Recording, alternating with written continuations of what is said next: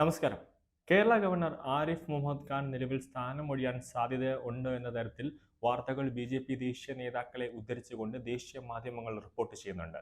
അതായത് കേരളം ഉൾപ്പെടെയുള്ള സംസ്ഥാനത്ത് ഗവർണറുടെ കാലാവധി എന്നത് 5 വർഷമെന്ന് കൃത്യമായി ഒരിടത്തും പ്രതിപാദിച്ചിട്ടില്ല. ഇന്ത്യൻ ഭരണഘടനയിൽ പോലും 5 വർഷമാണ് ഗവർണറുടെ കാലാവധി എന്ന് പ്രതിപാദിക്കുന്നില്ല. 5 വർഷം ആരിഫ് മുഹമ്മദ് ഖാൻ പൂർത്തീകരിച്ചതിനാൽ ആരിഫ് മുഹമ്മദ് ഖാനെ മാറ്റാനുള്ള ഒരു നീക്കമാണ് നിലവിൽ കേന്ദ്രത്തിന്റെ ഭാഗത്ത് നിന്നും ഉണ്ടാകുന്നത്. ആരിഫ് മുഹമ്മദ് ഖാന് പകരം ബി.ജെ.പിയുടെ ഏതെങ്കിലും മുതിർന്ന നേതാവിനെ കേരളത്തിലേക്ക് ഗവർണർ സ്ഥാനം ഏൽപ്പിക്കാനുള്ള ഒരു നീക്കമാണ് ബി.ജെ.പിയുടെ ദേശീയ ടീം നിലവിൽ നടത്തുന്നത്. ചിലപ്പോൾ പ്രകാശ് ജാവ്ദേക്കറെ പരിഗണിക്കാനുള്ള സാധ്യത കൂടുതലാണ്.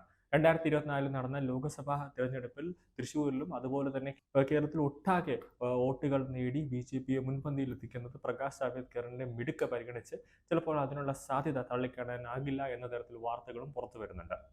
കേരള പ്രഭാരിയായിരുന്ന പ്രകാശ് ജാവ്ദേക്കറിന്റെ നേതൃത്വത്തിലും ചിട്ടയായ പ്രവർത്തനത്തിലും വലിയ തോതിൽ തൃശ്ശൂരിൽ ബി.ജെ.പിക്ക് വലിയ വോട്ട് ബാങ്കുകൾ നേടാൻ സാധിച്ചു. കേരളത്തിലെ പല മണ്ഡലങ്ങളിലും അതുപോലെ തന്നെ ഇടതുപക്ഷത്തിന്റെ കോട്ടകളും യു.ഡി.എഫിന്റെ കോട്ടകളും ഒക്കെ തകർത്തുകൊണ്ട് ബി.ജെ.പിക്ക് ഓരോ മണ്ഡലങ്ങളിലും അവർ കണക്കാക്കിയതിനെ കാട്ടി ഇരട്ടിയോളം വോട്ടുകൾ നേടാൻ സാധിച്ചതെന്നതിൽ വലിയ തോതിൽ അവർക്കൊരു പോസിറ്റീവായിട്ടൊരു വിജയം ബി.ജെ.പിക്ക് നേടാൻ സാധിച്ചതും കൂടി പരിഗണിച്ചാണ് ബി.ജെ.പിയുടെ ഒരു മുതിർന്ന നേതാവിനെ തന്നെ കേരളത്തിന്റെ ഗവർണർ പദവിയിലേക്ക് കൊണ്ടുവരാൻ ഒരു നീക്കം നടക്കുന്നത്.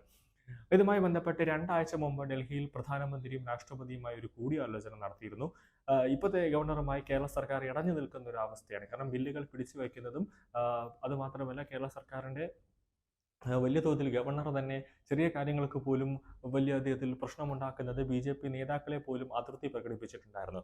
അതായത് തൊട്ടതിനും പിടിച്ചതിനുമൊക്കെ ആരിഫ് മുഹമ്മദ് ഖാൻ കുറ്റം പറയുന്ന ഒരു നീക്കം ജനങ്ങളുടെ ഇടയിലും വലിയൊരു നീരസം അല്ലെങ്കിൽ വലിയൊരു നെഗറ്റീവ് ഇമ്പാക്റ്റിലേക്ക് കാര്യങ്ങൾ പോയിക്കൊണ്ടിരുന്നു. കൂടാതെ മിക്ക സമയത്തും ഡൽഹിയിലായിരുന്ന ബി.ജെ.പി.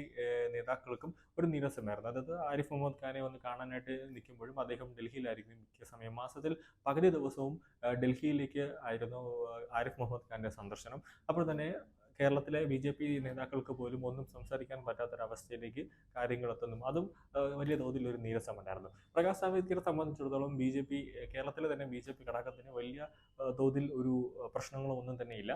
അപ്പോൾ നിലവിലൊരു വാർത്തയാണ് പ്രകാശ് ജാവ്ദേക്കർ ആകാനുള്ള സാധ്യത തള്ളിക്കളയുന്നില്ല. ഇതുവരെയായിട്ട് ചർച്ചകൾ നടന്നുകൊണ്ടിരിക്കുകയാണ്.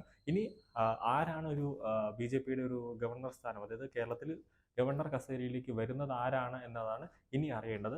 ഇപ്പോൾ 2 ആഴ്ചയ്ക്ക് മുമ്പ് തന്നെ പ്രധാനമന്ത്രി നരേന്ദ്രമോദിയും രാഷ്ട്രപതി ദ്രൗപദി മുർമുവുമായിട്ടൊരു ചർച്ച നടത്തുകയുണ്ടായിരുന്നു.